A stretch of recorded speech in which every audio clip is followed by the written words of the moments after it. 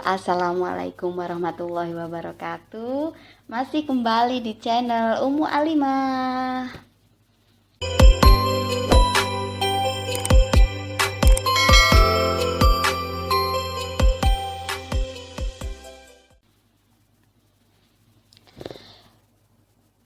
Oke teman-teman, masih dengan tema Sirah Nabawiyah. Kali ini aku mau membahas tentang sujudnya kaum Quraisy ketika mendengar lantunan Al-Quran. Langsung aja ya teman-teman. Dakwah terang-terangan atau jahriyah yang dilakukan Nabi Muhammad SAW dan sahabat membuat situasi kota Mekah tidak stabil. Pembesar kafir Quraisy terus melakukan penindasan terhadap para sahabat sehingga sebagian di antara sahabat terpaksa hijrah ke Habasyah atau Ethiopia pada tahun kelima masa kenabian. Nah, di tengah dakwah Islamiyah itu terjadi sebuah peristiwa unik dan peristiwa ajaib yang menggembarkan kota Mekah, teman-teman. Gak ada yang menyangka kalau kaum musyrikin Mekah tiba-tiba bersujud ketika mendengar lantunan Al-Quran yang dibacakan Rasulullah Shallallahu Alaihi Wasallam. Subhanallah. Nah, pada tepatnya bulan Ramadan di tahun yang sama, Rasulullah pergi ke Masjid Al-Haram. Saat itu pembesar kaum Quraisy tengah berada di sana, teman-teman. Jadi terdapat para pembuka dan tokoh-tokoh mereka. Beliau Rasulullah Shallallahu Alaihi Wasallam kemudian berdiri di tengah mereka sembari melantunkan surat An-Najm. Secara tiba-tiba, orang-orang kafir itu sebelumnya nggak pernah mendengarkan langsung kalamullah. Nah, sebagaimana dalam firman-Nya, janganlah kamu mendengar dengan sungguh-sungguh akan Al-Quran ini dan buatlah hiruk pikuk terhadapnya supaya kamu dapat mengalahkan mereka. Quran Surat Fussilat ayat 26.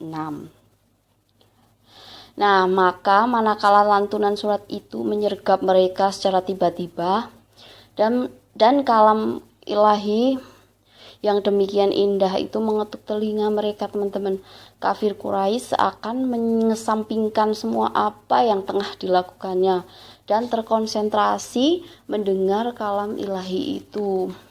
Tidak ada yang terlintas di dalam hati mereka selain lantunan Al-Quran yang agung itu. Subhanallah.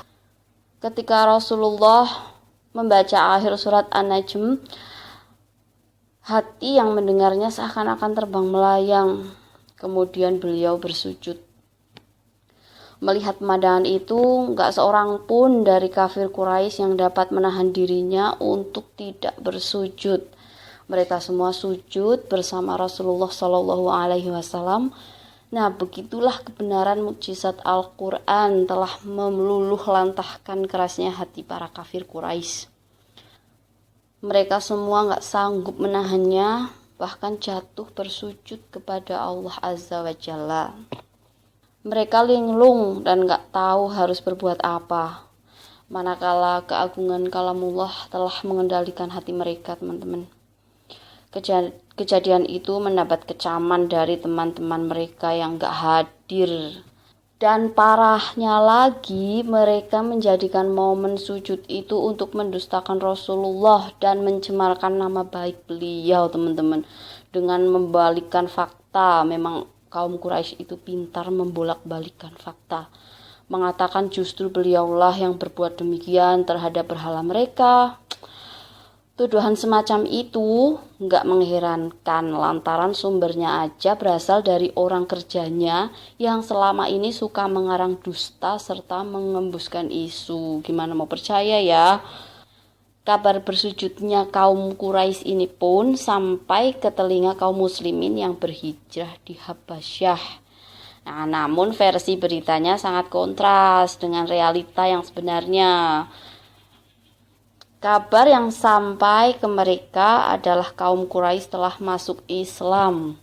Oleh karena itu, mereka pun kembali ke Mekah pada bulan Syawal di tahun yang sama.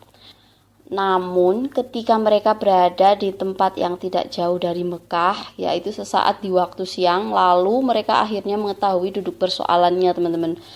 Nah, sebagian mereka ada yang kembali lagi ke Habasyah, sedangkan sebagian lagi ada yang memasuki Mekah secara diam-diam atau mengendap-endap untuk berlindung di bawah suaka seseorang dari suku Quraisy itu. Nah, dari cerita itu tadi, semoga kita sebagai orang yang beriman kepada Allah Subhanahu wa Ta'ala juga tidak melewatkan sedikit pun, walau satu ayat sedikit pun, untuk membaca Al-Quran setiap harinya, teman-teman. Dan semoga kita semua selalu berada di jalan yang lurus, jalan yang Allah ridhoi. Amin.